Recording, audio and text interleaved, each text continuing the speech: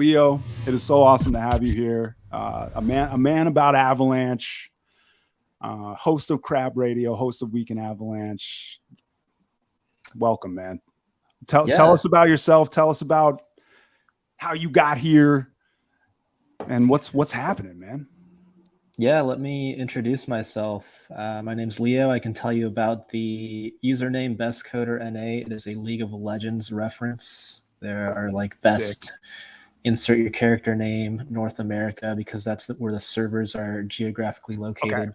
Okay. So it's a play on that. And what's cool is I met one of the former top League of Legends players at Avalanche Barcelona, and he recognized that immediately. So that was a nice bonding moment. Yes. But yeah, so I host a couple of spaces. My favorite one is the Week in Avalanche Friday wrap-up. And this pertains to Firestorm, actually, because we were small for a little bit. We would host it every Friday. We get like 20 to 30 people. And then Firestorm shows up randomly and consistently shows up weekly. And our audience grew, and Firestorm became a core host. And now it's one of my favorite groups. You know, we have a Telegram chat that we vibe in. We have the spaces every Friday. And we just, talk about the Avalanche news and updates. It's a lot of fun. Man, how awesome was that? Like, it was every Friday. I was on my way back from, modern age slavery, and I would tune in, and it's like a bunch of OGs in my favorite sort of ecosystem talking about recent and relevant things, right? What is there to do other than join and try and see if you can learn stuff from them and try and see if you can contribute, right? Like, that was one of the most organic things that happens to me. And, through that, I met Leo, I met a bunch of guys, and the rest is history, man. It's been fun ever since. And, we're still rocking that Friday call. And it's so open. Like, it's one of the most open things that's happening in Avalanche, in my opinion. And, it's all Leo, Coop, those guys were the earlier guys who were running it. Anybody can join and anybody can ask anything. I legit remember people asking even about price, and they didn't get banned immediately. So it's probably one of the only few places where you can do that. But yeah, great to have you, man. Thanks for joining.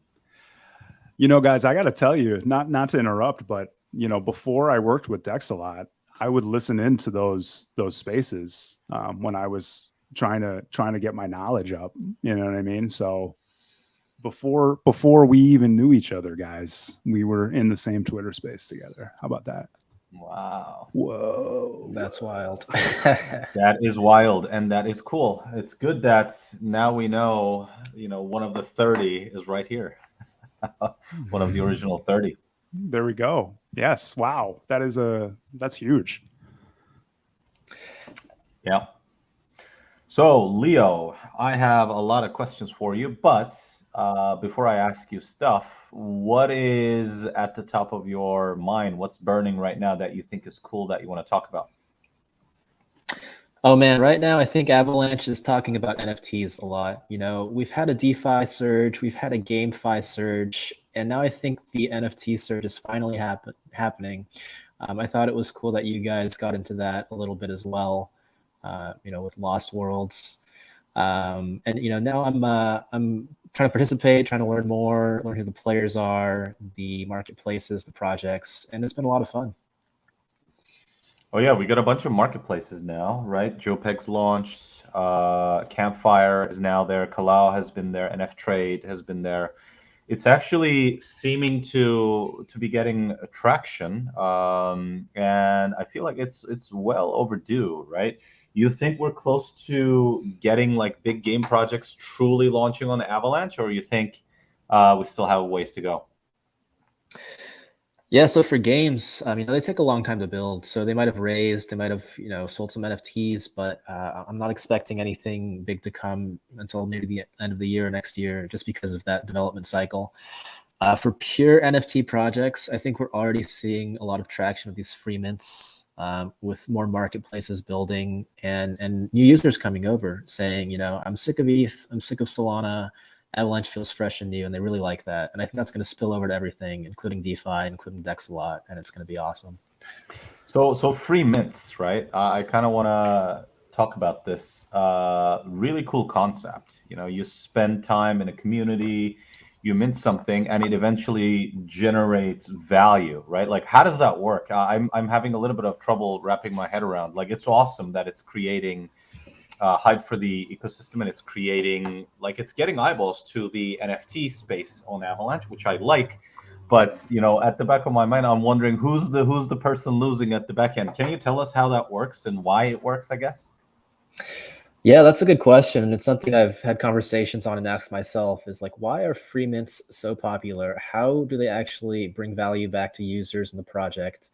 And why are they becoming more popular than the, for sale mints? And I think it all comes down to narrative and expectations, right? When you see the traditional NFT projects launch, whether it be the lifestyle ones like the Bored Apes or the utility ones, they usually come with a set price and a roadmap. So it's in your mind as a NFT collector, purchaser, you can kind of value it. They're going to build X, Y, and Z over 2 years. And so in my mind, I value each NFT this much. With the free mints, it kind of flips it on its head. And the narrative is really, look, this thing is free and we don't have a roadmap. So you can take it and do whatever you want with it. You might generate some revenue from the royalties when they're flipped. But since there's no roadmap, since it was free, the sky's kind of the limit, at least in like the collector's mind, is like, is this thing just going to go to zero in a week? Or is it going to become the next big thing? Because they did not promise anything, although they are continuing to build. And so I think that's the narrative we're seeing is, low cost to entry since it's free, and very flexible roadmaps and the ability to innovate and pivot as the project develops. So that's what we're seeing recently on ETH, on Avalanche, and it's a very exciting place to be in. Well, yeah, definitely. Did you ever mint bridge loot? Oh, was that around like the good bridging time, or was that an ETH thing? Yes, it was right around the good bridging. So we had the Avalanche bridge go live. Obviously, we bridged all of our stuff over so that we can hype into Pangolin, and then they dropped a free mint. It was bridge loot. I can't remember. I don't think there were any major restrictions, and people were able to just mint freely. You just had to pay the transaction fee. And the cool thing about it was basically you had to use the contract and you had to guess a number. And if you guessed a number for a NFT that's not yet minted, you could mint it for free. I thought that was a great idea, but that sort of fizzled out. Obviously, there wasn't really art associated with it. It was a bunch of JPEGs with like RPG style attributes. Like you would get items and stuff. I still have my bridge loot actually, and I thought that was a cool thing, but nobody else did it after. I think most projects have been using NFT drops more to fund other stuff to come, even if there's no roadmap, I guess. But maybe the free mint stuff takes off going forward. That'd be cool to see. Yeah, I do remember the bridge loot. That's I love how creative projects and builders can get around NFTs. I've for some context, I've worked in DeFi on dexes, on auto compounders. I've worked in GameFi and a guild, and now I'm starting to learn more about the NFT space, and it's definitely a different paradigm. It feels less competitive and more collaborative to me because as a NFT collector, you could have dozens and dozens, whereas in DeFi, usually you just go to like one protocol and that's your home, if that makes sense. Yes, definitely. I guess one other question that I have, and I would love to hear your opinion, is so if we have substantial traction on the free mint side, and eventually these free mints earn value because people believe them to be valuable, is that going to cannibalize some of the money that could potentially go into gaming NFTs, for example? Because games generally use NFT drops as a part of their funding and roadmap and marketing sort of items, right? And if people are more focusing on trading stuff that is more art, is that going to hurt the games, I wonder? Especially if people are initially minting them for free, so no money is actually going into originally create them, but then people collect and spend a lot of money on them to sort of keep them in their wallets.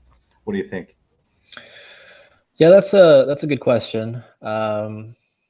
I do think both approaches can be successful. I think gaming is its own ecosystem, and there's a certain class of users that want to go there and spend money in certain ways. And then I think free mint NFTs are perhaps a different class of user who likes to speculate and flip and collect. So I don't see too much cannibalism, but I think the more that we can get people being comfortable with NFTs, accepting that they have a use case in our ecosystem and beyond, the better.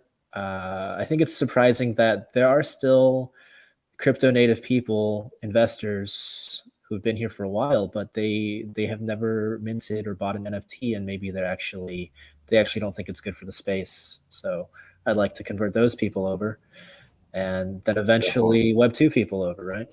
Yeah, absolutely. Dude, I first of all, I think, this needs to be said. Your PFP is sick. It's amazing. I legit was just watching some Star Wars stuff over the weekend. So I love your PFP. That's the first thing. The second thing I wanted to say is, man, I can't wait for real Web2 or real world brands to start dropping NFTs as a part of people's purchases. I think that's how we reach, sort of global adoption. Like, I've been thinking about, if I am Nike and somebody buys a pair of sneakers, which Jimmy could sort of show us a few if he had his background on, but imagine getting the NFT that could be associated with that sneaker that you could somehow generically add to your avatar, right? Like, you could represent yourself as closely as possible potentially in the Web3 world through that. And I always thought that could be an amazing use case. It wouldn't have to cost anything, because whoever is doing it already made a bunch of money from you because you bought those sneakers. And it could be like a nice touch to warm up the general public about what NFTs are, etc. So that's the use case that I'm personally looking forward to, actually. Yeah, I think that would be wild if we can get the major clothing brands in, maybe even kids' toys in. There's just so many use cases. Yeah, there's so many use cases, right? Imagine buying a transformer and having a randomly generated sick artsy version of that specific transformer. Are you just picking out stuff from my shelf right now? Yeah, I'm just looking at your shelf. I'm like, drawing inspiration. But no, these are literally things that I've thought about in the past. Yeah, because like if you get kids to like NFTs, you start them young, bro. Oh, yeah. You get them young, and then they will be NFT lovers forever. Well, kids love the Dexter the Subnet Speedster. I mean, kids love Dexter. You know what I mean? But I can't speak for everybody else, but as a sneaker collector, I would definitely love an NFT to come with whatever new Dunks or whatever new Jordans I buy. That'd be awesome, because that's just another thing that adds to the exclusivity of it. You know what I mean? Yeah, absolutely. Especially if it is somehow randomly generated and it's like a one-of-one type thing. Right?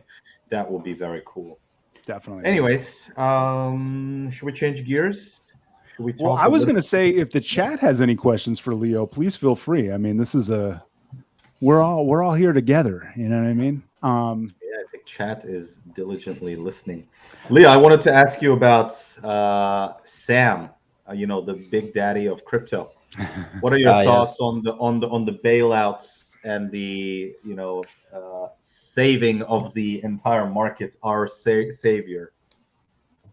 Oh man, that's a deep topic. Well, on the surface, I'm glad it's happening. I'm glad that we don't just let things die. That's not good for the users and the ecosystem. I mean, obviously, we need to weed out projects that aren't supposed to make it.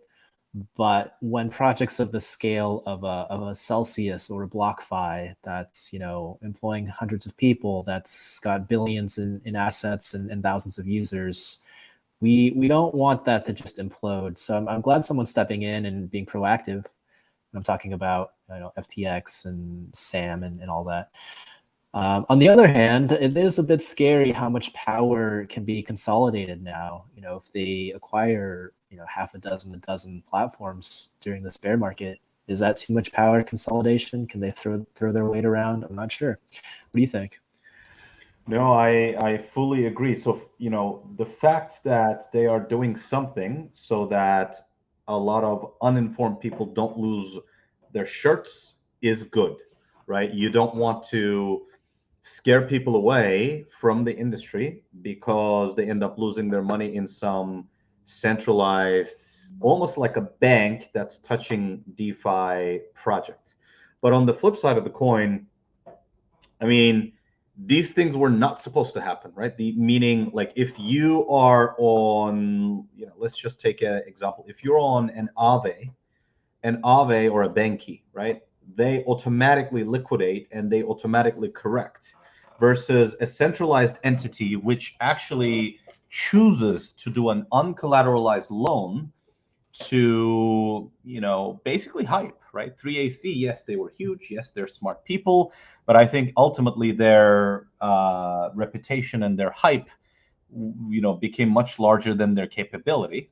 And they ended up taking out uncollateralized loans from every single one of these entities, right?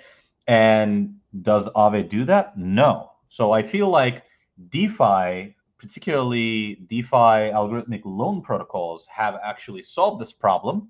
And we ended up in a situation where people who didn't fully understand how Celsius worked or BlockFi worked ended up putting their money in there. And then we ended up in a market that's imploding, and people are blaming DeFi, or people are blaming cryptos, even though my view is that it has nothing to do with cryptos or DeFi. You see what I'm saying? I feel like this bailout now brings in a lot more regulatory scrutiny. It actually sort of murkies the water for me. Yes, I definitely don't want people to lose money, especially retail, but I feel like we somehow failed at educating and providing easy access to people to DeFi, to stuff that is more humanless and emotionless for people to use. So that's kind of my view. And to your second point, yes, the power levels are, I think, scary. Like, there was a time where I thought about, Sam and his sort of entities on par with people like Jump or etc. But I feel like with the latest moves and with the latest stuff that's happening on the market, I feel like there is a little bit of a divergence there. If we think about who the superpowers are in this space, I think everybody's going to agree that the conglomerate that FTX and Alameda is probably the prime player now, right? So it is kind of scary in that sense. Yeah, I think you made a great point that despite the carnage, this is, I think, a win for decentralized Web3. Just really proved that these open, trustless, on-chain systems work despite all the conditions going on around. Absolutely. And some of the more behind the doors, centralized projects work well in bull runs, but when the bear comes, the tide pulls out. I mean, you see what they are. Once you pull in human elements in there, like I heard these stories so many times, like pre 2000, 2008. Oh, banks are greedy, Wall Streeters are, making money hand over fist, this, that, blah, blah, blah, blah, blah. I mean, basically what happened with decentralized entities is they did the exact same thing. Voyager, right? Voyager was so aggressive with user acquisition. And they even walked back, and I personally experienced this. They even walked back on their promises of new user acquisition promotions. Like, they literally ghosted people, and they still grew to a point where nobody questioned them, and it's just bad risk management, I feel. Anyways, I mean, hopefully this episode is behind us, and we'll see what comes next. What do you think is going to be the next big sort of wave in crypto as a whole? Yeah, that's a good question. I'm still hoping it's going to be GameFi to some extent, where we see the traditional gaming world start to adopt blockchain technology. I think it's a very natural transition for them, although it's going to be slow. It's going to take a while to get these gaming conglomerates to fully commit to that. And then I'm also looking forward to just solving real world problems with what we have to offer with the subnets, with NFTs. I don't think we've seen anything mind blowing yet in terms of maybe like a Fortune 100 company solving massive scale problems with blockchain, but I do think it's going to come. What do you think? I think it's games, man. Honestly, the big observations that I had over the last 3 months is that exchanges, wink wink Dexalot, and games are the two major sort of trends that are, or I should say, teams that build games, and exchanges are the ones that are continuing to build, because the business models underlying, I think, is going to be very sustainable. And games, as we know, have not unlocked the potential of users in the Web3 space yet at all. Even with Axie, even with Crabradio, yes, we had great audiences, but when you think about the actual Web2 gaming audiences, it's minuscule. So I feel like games, particularly in 2023, will be the trend. I mean, there's so many games that I'm actually excited about, but I wanted to ask you, what are the top 3 games that you are looking forward to in our space? Avalanche or not, you decide. Yeah, I really like the world building games, and I think first person shooters are something I haven't seen. What's a world building game? Well, you mean like Minecraft? Yeah, like a Minecraft, or even let's take Shrapnel for example. Like the players get to design the maps that you're shooting people on, and there's just a ton of control over the direction of these the game development from the community. I think Ascenders also has a world building aspect, and I think that's huge. I think it makes perfect sense that the buildings, the land, the items of a world can be NFTs, right? Yeah, definitely. And the other thing about it is, at least in my experience, like I feel like games are one of the better storytelling mediums now, because I feel like movies and TV shows are getting really redundant in a lot of ways. And a lot of the best narratives that I've had the pleasure of experiencing in the last couple of years have been with games. They haven't been in the GameFi space, but they've been within gaming. So I think there's a lot there. You know what I mean? I totally get what you mean about games having great stories, sometimes even better stories than movies. When I want to experience a new game, sometimes I'm talking about Web2 console games, but I don't have time to play it. I'll just watch the 1 or 2 hour cinematic cut Sure. on YouTube or something. Yep. And that's also enjoyable. I am guilty of the same, so I know that feel. It does look like we have a question in the chat. Let's see. We have Jonathan is wanting to know what upcoming mints are you excited about, Leo? Oh man, so let's see. Time Shuffle is a mint that's coming up that I'm excited about. It's a mobile game where you kind of have these historic pieces on a grid that battle each other. Oh wow! And it's a strong team, and it just seems like it has mass appeal. So I'm looking forward to that. As for pure NFTs, I like these surprise free mints where they just kind of come out of nowhere and generate some organic hype. So I don't know what it is yet, since they're usually surprises, but right. I'm always looking for them. Right. All right. Good to know. That's very cool. Well, man, like these are the kind of episodes where I wish we could keep talking forever. Do you guys notice I'm not wearing a hat right now? Chat, do you guys notice I'm not wearing a hat? What happened was, then this happens pretty much every episode. Leo, I probably should explain this to you. Whenever our guest of the week and Firestorm start talking, my brain starts to expand because you guys are dropping so much knowledge. And so what ends up happening is my hat gets too tight because my brain is getting so much bigger. It's like when the Grinch, remember when the Grinch's heart grew 5 times in one day or whatever it was? That's like what my brain does when we're in the CLOB. Jonathan loves when I do this bit. This is a bit. I sincerely hope our audience also thinks the same. I feel like you flatter us, nicely, and please keep doing it. But I'm not sure if the audience also agrees. No, their brains are growing too. They're just too shy to say so. They're just come on.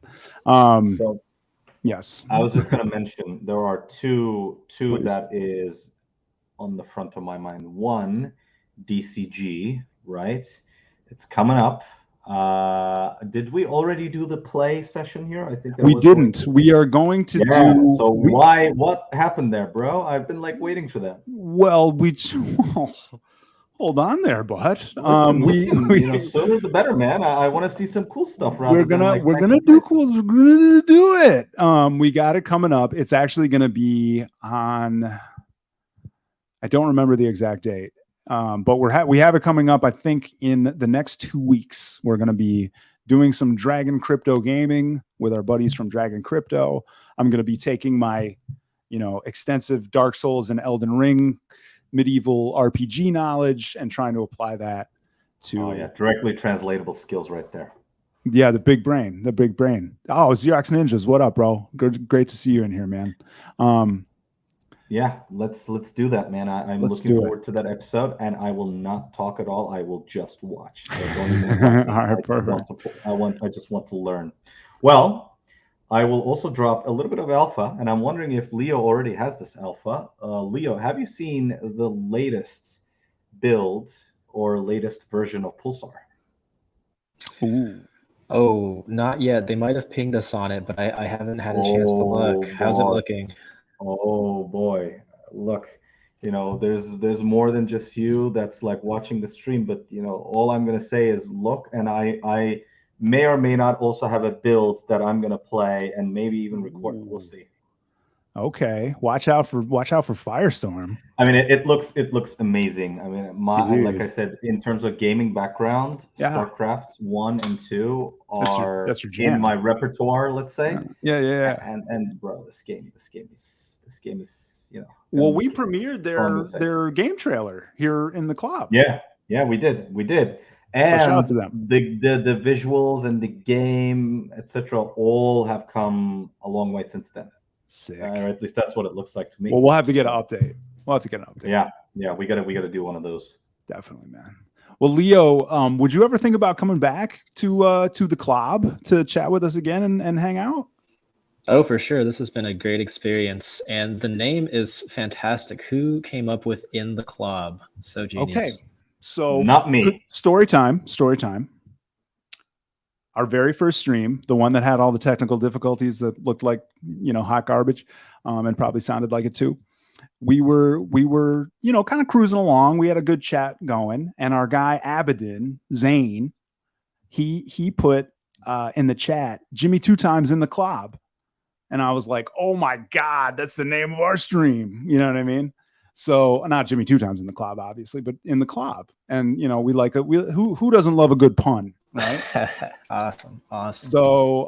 So we had to roll with it, and then from then on, it was in the CLOB. So it's just, that's where there's some goofballs, definitely. By the way, I really thought it was one of you guys in the marketing creatives. Wow. Hold on. Shout out. No, that was actually the thing. I was like, you know what? I'm a little, I'm thrilled that Abedin dropped that name and came up with it. I'm just disappointed in myself that I as marketing lead, not coming up with that. But Abedin, you killed it, bro, my guy. Thank you for that. I know you're in the chat right now. Speaking of marketing, before we get back to any music or anything like that, I do want to say, if you're watching right now and you've been disparaging Dexter on Twitter, please don't do that. Dexter is very sensitive. Now, if you want to disparage me, that's fine. I can take it. I don't. You can try to roast me all day. It's all good. I got thick skin. Dexter is is baby. Dexter is baby. So somebody tweeted, it was like, get this ugly thing out of our faces. I'm like, man, how are you gonna hate on a baby Axolotl? Sorry, what? Oh, that's hurtful. Who said that? I don't know, but I don't remember their name. But people are fudding your mascot. I'm saying, bro, like you're yelling at there is no bottom to this, trolling pit. Oh, I know who it was. We just lost a viewer, so it must have been that person. Must See, be. they weren't riding with us anyway. Yeah. Leo, before we jump back into some music, because what we do here is we end the show with some vibes. We vibe out. Do you have any requests for can I play you a song for being our guest today? Oh man, I really enjoyed your first set, so I'm just going to defer to your expertise. I mean, you are a professional, so I'm here to enjoy. Dude, make I love his that. life hard. He has skills. Give him something with like 30 beats per minute so that we get him to. Well, 30 beats per transition. minute is really slow. I can give him like 130 beats per minute. No, that's what I'm saying. Like go from 30 to 130. That's what we want to see, you want me bro. to do We want some to like see fancy skill. stuff? Hell yeah. That's what we Okay. want to see. All right. Let me see what I got. I'm gonna do a thing. Oh, you want me to do some like halftiming? Dude, I'm gonna do something cool. You guys are gonna like this. All right, meet me back over at the turntables. Leo, hold on, wait. Leo, just want to say thank you again for being here. This was awesome, and we would love to have you back anytime. Hey, thanks for having me on. I had a great time. Did chill. Thanks for coming, man. Thank you, man. Appreciate it.